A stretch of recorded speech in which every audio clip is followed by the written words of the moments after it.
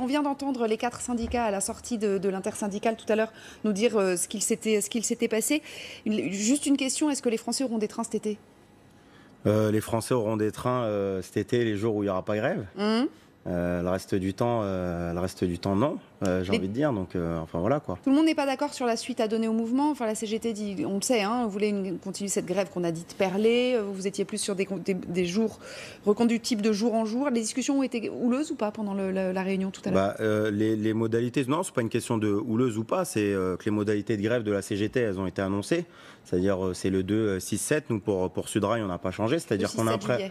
6 et 7 juillet. Pour Sudrail, on a un préavis de grève reconductible qui a démarré le 2 avril au soir et qui continue. Nous, on est sur le même principe, c'est-à-dire c'est la souveraineté des assemblées générales, c'est la souveraineté des grévistes, celle que, a priori, l'UNSA a complètement oubliée, elle qui se targuait de revendiquer le vote action, dont on revendique aussi le résultat. 95% des cheminots qui sont contre la réforme ferroviaire, et puis on fuit la bataille alors qu'il n'y a toujours pas eu un nombre de retraits de cette réforme. Donc, ma question, c'est de savoir, est-ce que si vous n'arrivez pas à vous mettre d'accord, la CGT peut faire sa grève dans son coin les 2, le 6 et le 7 juillet, vous, votre grève dans votre coin reconductible de jour en jour, l'UNSA non, la CFDT non plus.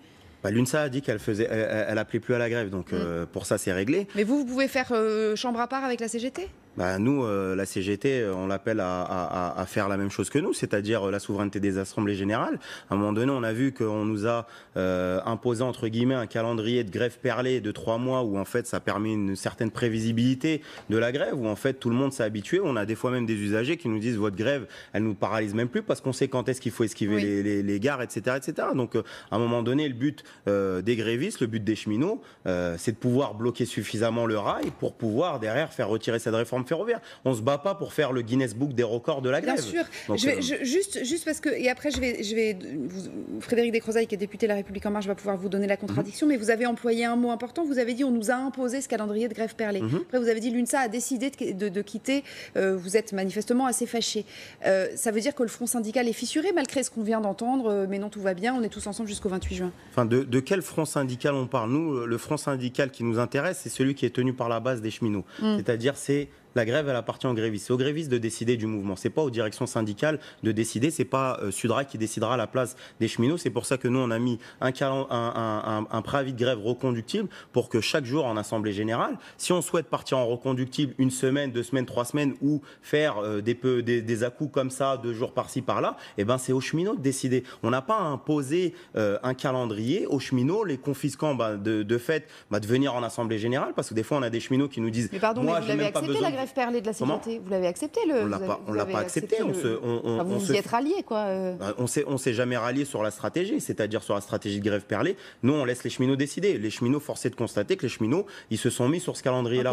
Mais après 3 mois, c'est quoi le résultat? C'est qu'il n'y a pas une virgule qui a été retirée sur la réforme ferroviaire. Et je pense qu'on l'a tous vu. Ce qu'on peut partir à Emmanuel Macron, c'est sa détermination à faire mal aux cheminots, à faire mal au mouvement ouvrier. Pour l'instant, c'est ce qu'il est en train d'essayer de faire. Et pour faire mal à notre tour face à Macron, faut mettre une détermination à hauteur. Et une détermination, c'est pas une grève perlée, c'est pas une grève des jours fériés ou des samedis dimanches. C'est une grève qui fait mal et qui fait mal à l'économie. Et quand Macron aura peur de tout perdre, et c'est même pas moi qui le dis, c'est un de vos collègues, François-Olivier Gisbert, qui l'avait dit dans un plateau, que si Macron cédait sur cette réforme ferroviaire, son quinquennat était terminé. Donc si on veut que quelqu'un arrête le quinquennat de Macron, c'est pas 2 jours sur 5 qui va être suffisant, loin de là. Donc c'est pour ça que nous, on appelle depuis le début à une grève massive, à une grève qui paralyse le rail et une grève qui soit pas prévue et prévisible. On va reparler de ce que vous venez de dire, une grève qui arrête le quinquennat de Macron, parce qu'on va reparler dans quelques minutes, parce que c'est Elisabeth Borne qui vous accuse de faire une grève politique. Mais d'abord, je voudrais que Frédéric Descrozaille puisse vous répondre. C'est politique, en tout cas. Je voudrais qu'il puisse vous répondre justement là-dessus. Le front syndical, d'après ce qu'on a l'air de voir, en tout cas, si on se place du point de vue du chef de l'État, il a gagné son pari, quoi. Mais le front syndical, c'est l'affaire des syndicats. Et je parle dans le plus grand respect du droit syndical et de l'engagement syndical. Je m'exprime sans aucun espoir de vous convaincre, vu ce que vous venez de dire, parce que je suis un peu stupéfait. C'est-à-dire que, de toute évidence, cette réforme, on ne va pas la retirer. Tout le Parlement est derrière le gouvernement. Elle est passée à 450 voix. Il y a eu 80 contre, plus de 450 pour. Après, et en plus de ça, elle a bougé par le Sénat. C'est-à-dire qu'il y a eu 2 mois et demi de négociations. Le droit que vous avez obtenu, le droit d'option individuelle, c'est quelque chose qui était réclamé par les syndicats. Ce n'était pas prévu initialement et c'est dans la loi.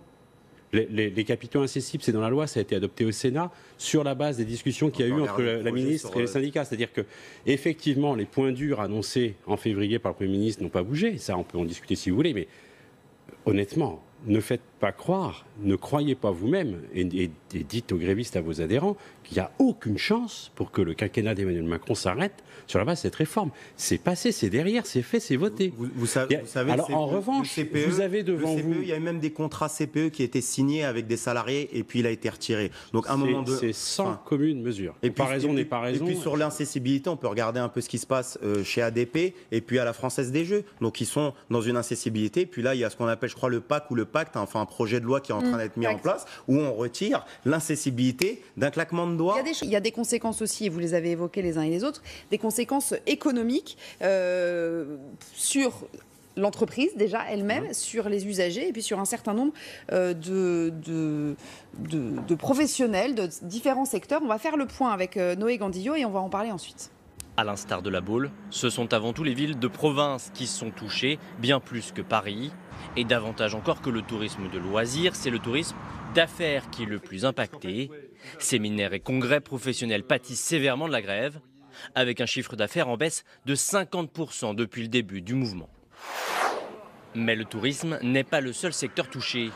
Ici à Rungis, la totalité des fruits et légumes n'arrive plus que par camion. Pas d'autre solution, le train qui alimente d'ordinaire le marché est à l'arrêt. Un train, on est sur la capacité de 500 palettes, à 600 palettes. Là, on est à la moitié, quoi. 250-300. Moins de marchandises transportées et déjà une vingtaine de clients qui l'ont abandonné. Ce transporteur subit la grève de plein fouet, tout comme cette coopérative céréalière près d'Orléans. Plus un seul train n'arrive depuis 2 semaines. Alors pour remplacer chaque convoi, il faut trouver 45 poids lourds. Une solution coûteuse, de 10 à 15 € de plus par tonne. Ils sont débordés les camions, ils ne vont pas arriver à nous déplacer toutes les marchandises qu'il y a à déplacer avant la récolte. Vas-y, avance! Impossible de tout transporter. Alors les industriels s'approvisionnent ailleurs depuis le début de la grève. 20% des clients de cette entreprise ont rompu leur contrat. Eux ont le choix, ils peuvent aller en Europe du Nord, en Allemagne par exemple, et là ils peuvent trouver tout à fait les qualités dont ils ont besoin. Mais l'entreprise la plus touchée, c'est bien sûr la SNCF, dont l'État est actionnaire. Selon le patron de l'entreprise, Guillaume Pépi, un jour de grève coûterait environ 20 millions d'euros à la SNCF. Multiplié par les 36 jours, cela fait un total de 720 millions d'euros.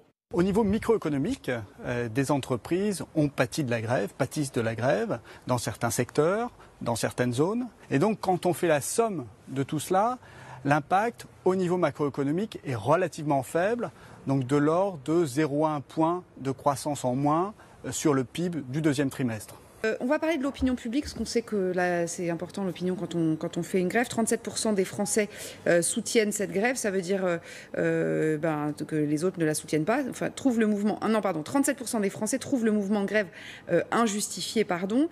Est-ce que l'erreur n'a pas été, Marc Fressoz, et je vais vous faire réagir ensuite, évidemment, est-ce que l'erreur n'a pas été de donner l'idée d'une grève corporatiste? C'est-à-dire que les cheminots ont défendu le statut des cheminots et pas, dans sa globalité, le service public. Donc les Français rapidement se sont dit, bon, en fait... C'est un peu ça, oui, c'est la différence avec la grève de 95 où les Français disaient on délègue aux cheminots le droit de défendre notre avenir, une certaine vision de la société française et de son fonctionnement. Était intéressant dans le reportage là, sur les effets de la grève, c'est que vous avez souligné l'effet sur le fret ferroviaire. Et là, c'est un discours... les syndicats sont inexcusables là-dessus quand... on entend la CGT cheminot qui dit on fait grève pour défendre encore plus le fret ferroviaire, alors qu'en fait ces grèves programmées, elles continuent de tuer définitivement. C'est l'agonie du fret ferroviaire. Là, c'est vraiment... excusez-moi.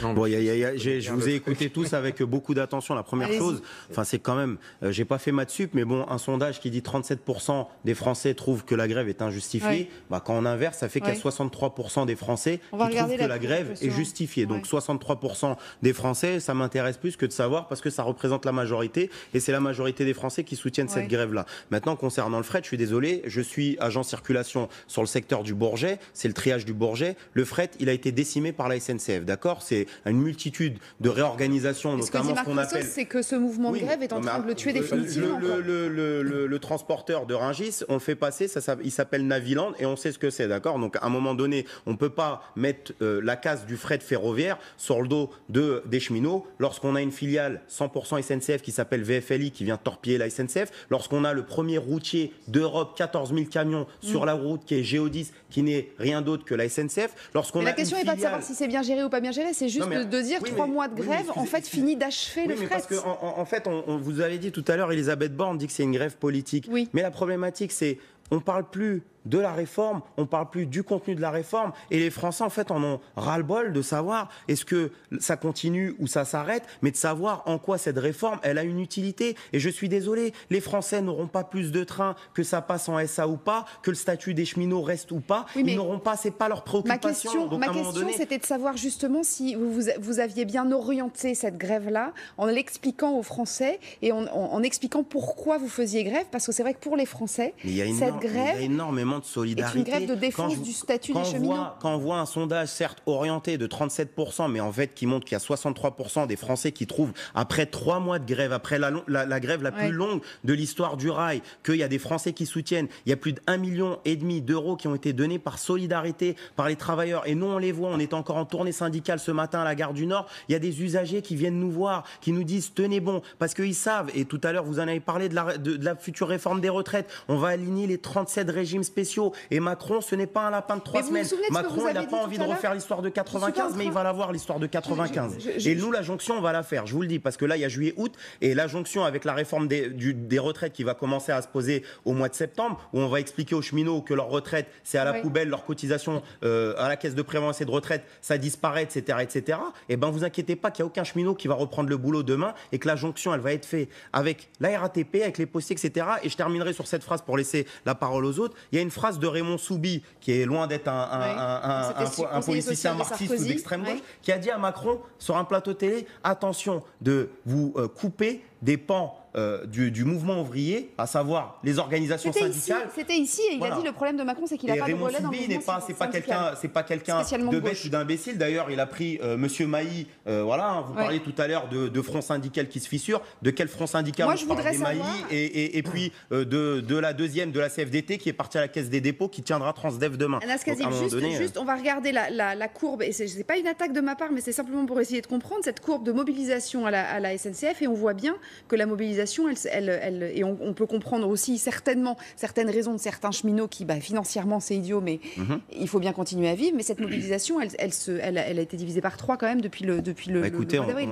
C'est normal, hein, un mouvement, il n'y a pas une grève de 3 mois qui remonte, hein, c'est-à-dire que la grève, oui, ça s'effiloche parce qu'il y a des difficultés, et moi, tout à l'heure, quand j'entendais, et ça me choque d'entendre qu'on a fait grève et qu'on a empêché des gens d'aller dans des rendez-vous d'affaires. Monsieur, j'ai 2 enfants à nourrir. D'accord, je suis marié, j'ai une charge, je peux même pas vous dire, je sais même pas, j'arrive même pas à finir des fois la plupart du temps les fins de mois. J'ai perdu 24 jours de salaire sur le seul mois d'avril, 24 jours de grève parce qu'on a une violence patronale, et vous l'avez vu avec le retrait des repos où c'est en cours de justice, où on nous a retiré des journées alors qu'on nous disait mais à la SNCF le cheminot il est payé à faire grève. Là tout le monde s'est rendu compte que le cheminot il est pas payé le jour de grève, en plus de ça les jours de repos on lui sucre du salaire. Donc j'ai 24 jours de salaire, monsieur. Je sais même pas comment je vais becter à la fin du mois. Je sais même pas comment faire. Déjà, le loyer du mois dernier, je l'ai décalé parce qu'on n'arrive pas. Comment on fait quand on a un loyer à 1043 € dans la région parisienne, qu'on a 2 enfants à nourrir, une cantine scolaire à payer et qu'on touche 500 € à la fin du mois. Et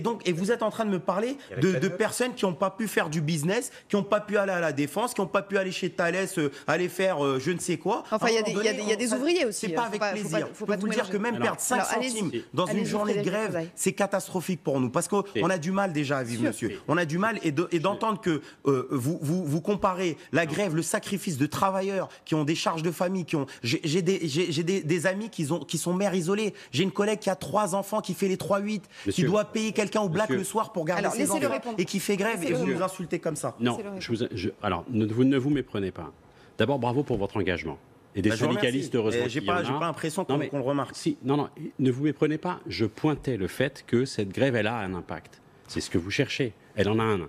Et les rendez-vous d'affaires dont je parle, ce ne sont pas que des rendez-vous à la Défense. Je parle aussi d'artisans. Je parle aussi je parle de toutes sortes de métiers. Il y a aussi des gens qui transpirent, qui travaillent, qui comptent pas leurs heures et qui ont parfois du mal. Et ça peut être aussi ça, des rendez-vous, des devis qui ne sont pas faits. C'est ça. Ce que je voulais simplement vous dire, monsieur, je n'oppose pas les Français. Pourquoi c'est je respecte, s'il vous plaît, laissez-moi parler. Je respecte votre engagement, et même je l'admire. Et heureusement qu'il y a des syndicalistes, et vous portez quelque chose, et il n'y a pas de souci avec ça. Et vous n'avez pas besoin, honnêtement, ne vous méprenez pas. Je ne méprise absolument pas ce que vous faites. Et j'ai le plus grand respect pour ça. Je disais juste que cette grève, elle a un impact. Perlée ou pas perlée, elle a un impact. Vous l'avez faite, elle continue et elle nous empoisonne. C'est ce que vous cherchez, c'est votre droit, parlons-en. Et vous êtes dans le respect. Édouard Philippe que je ne peux l'être. Bien sûr, bien sûr. Qu'il a dit, ça n'empêche pas d'en parler. Il a dit je veux bien discuter avec les organisations syndicales. Maintenant, mais qu'est-ce qu'il a dit? Ma main restera ferme. Donc à un moment donné, comment vous pouvez dialoguer, discuter avec quelqu'un qui dit ma main restera ferme? Écoutez, lorsque ça m'est arrivé aussi de proposer des réformes de corps d'entreprise dans les organisations que je dirigeais, on peut ouvrir, être ferme et être fermé, ça n'est pas la même chose. Et c'est vrai qu'il y a une partie des Français qui aujourd'hui ne soutient pas cette grève comme il devrait, bien qu'elle ait une popularité bien plus grande que ce qu'on dit, parce qu'ils sont dans l'illusion, compte tenu des problèmes que rencontre l'entreprise aujourd'hui, que ça va marcher mieux demain. Mais moi, je suis extrêmement sceptique. Comment ? Il y a aussi des Français qui sont contre parce qu'il y a... Ah, bien sûr, bien sûr. C'est compliqué. Non, mais bien entendu. C'est surtout que les Français, ils ne voient pas d'issue avec le début du quinquennat Macron. C'est quoi le début du quinquennat Macron? C'est que réformer et casser les acquis sociaux des travailleurs. Enfin, à un moment donné, les gens se rendent compte aussi de ça. C'est pour ça qu'ils soutiennent les cheminots. Allez-y, Marc. Les cheminots ont quand même obtenu au Sénat des garanties, c'est-à-dire que excusez-moi, mais non, mais parce que sinon, vous écoutez jusqu'à 4h du matin.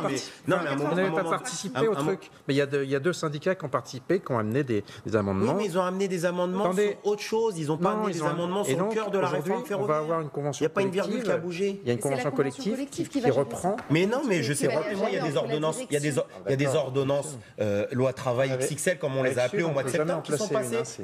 Elles mettent quoi, ces ordonnances? C'est l'inversion de la hiérarchie des normes. C'est-à-dire qu'on pourra s'asseoir sur la convention collective lorsqu'il y aura un accord d'entreprise, même s'il est minoritaire. Et M. Macron, il a fait même mieux les choses. C'est-à-dire qu'ils peuvent même faire passer des accords d'entreprise sans majorité. Et ils peuvent faire autant de référendums qu'il faut jusqu'à que l'accord d'entreprise soit validé. Et M. Macron, il fait tellement bien les choses qu'un référendum en entreprise sur 150 000 cheminots, si demain il y a 10 personnes qui répondent, 10 cheminots qui répondent par un référendum par mail, et sur les 10, il y en a, admettons, 8 qui disent on est pour cet accord d'entreprise, et bien ces 8 personnes, et ils répondent pour les 150 000 cheminots. Donc on est dans un monde jupitérien où tout est très bien ficelé, où on ouvre un livre, on le referme, et puis là on ouvre le livre des retraites et on le refermera. Et puis on nous expliquera que les 35 heures, et ben en Allemagne ils en ont pas, que le SMIC en Éthiopie ils en ont pas, et puis on massacrera les cheminots et les travailleurs dans leur ensemble. Donc à un moment donné, la concurrence, et je voulais juste dire quelque chose, mais la concurrence, qu'on ne pense pas une seule seconde que la SNCF appelle de ses voeux, que Guillaume Pépi appelle de ses voeux la concurrence sans avoir une arrière-pensée. Le premier concurrent de la SNCF, ça sera la SNCF, monsieur, et ça sera sa filiale Keolis.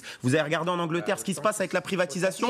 Il y a le président de la filiale de Keolis en Angleterre qui vient de démissionner parce qu'il a dit la privatisation c'est un chaos, d'accord, et elle va être renationalisée. Virgin, c'est en train d'être renationalisé. Il y a 70...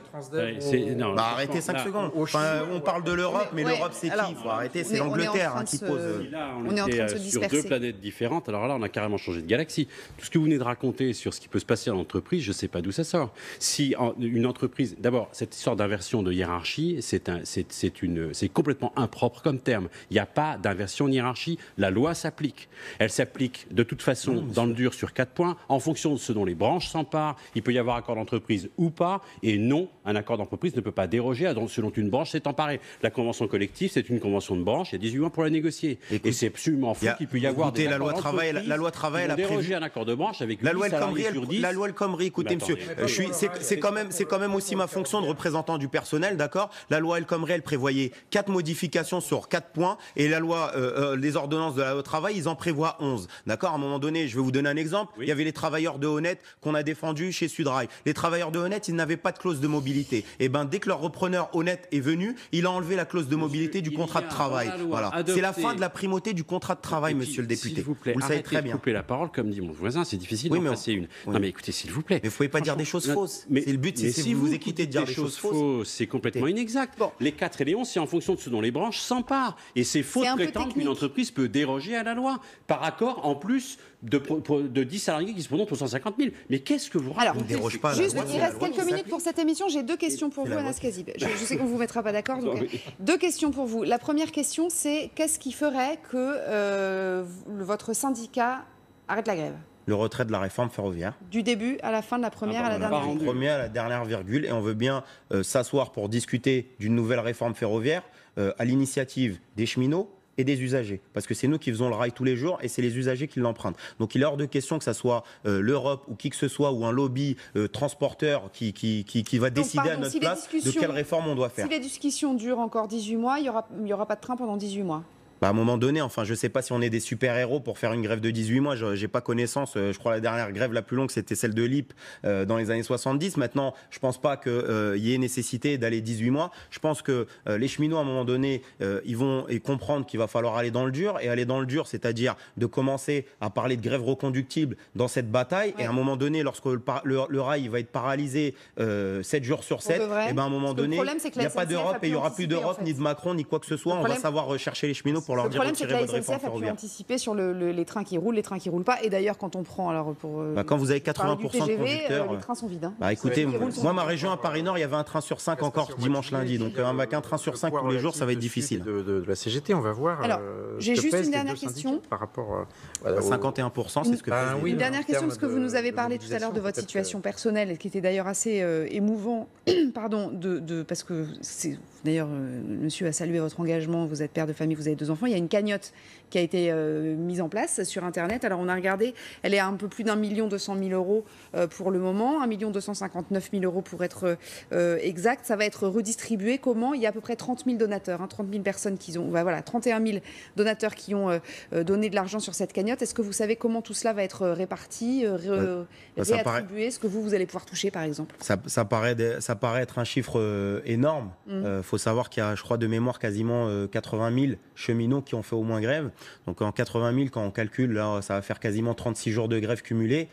Ça fait pas beaucoup. Maintenant, nous, on tient à remercier l'ensemble des donateurs de cette solidarité. Je pense que c'est plus le geste qui nous touche plutôt que le fait de récupérer l'argent ou quoi que ce soit. Ça va être, il y a eu donc une association qui a été montée par l'intersyndicale où les gens envoient leurs fiches de paye et les journées de grève qu'ils ont fait. Et puis il y aura à hauteur, ça peut être 5 euros ou 10 euros par jour de grève. À partir de 4 jours de grève. À partir de 4 jours de grève. Donc en fonction du nombre de personnes qui demandent la solidarité de cette caisse, et ça sera redistribué. Maintenant, c'est rien à côté de... Bon, comme on le dit, nous, notre meilleure caisse de grève, c'est de garder nos acquis sociaux. Parce que je peux vous dire que demain, quand la caisse de prévoyance et de retraite, elle tombera, c'est quasiment 400 à 500 euros de pension de retraite en moins. Très simplement, chez les cheminots, c'est les 6 derniers mois à 75%. La sécurité sociale, c'est les 25 meilleures années à 50%. Donc c'est les travailleurs marocains, comme on les a appelés, là, les Chibani, qui ont ce salaire-là de retraités de la SNCF. Et c'est quasiment 400 à 500 euros de pension de retraite. Vous savez, sur 20 ans, 30 ans de carrière à la retraite, ça fait combien? Ça fait quasiment 200 000 à 300 000 euros. C'est-à-dire qu'il n'y a aucun cheminot, et cette caisse de grève-là,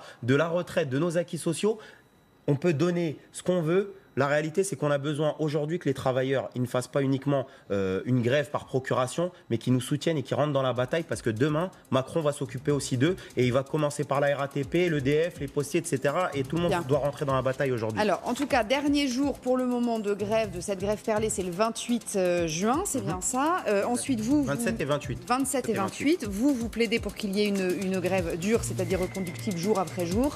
Quand la CGT veut continuer une grève perlée, il y a déjà prévu 3 jours au mois de juillet. Les deux autres, a annoncé le calendrier, déjà c'est ce qu'on peut reconnaître, c'est-à-dire qu'il va y avoir déjà un peu moins de prévisibilité. Bien, merci beaucoup en tout cas à tous les 4 d'être venus pour cette émission animée. J'espère qu'on aura fait avancer le débat.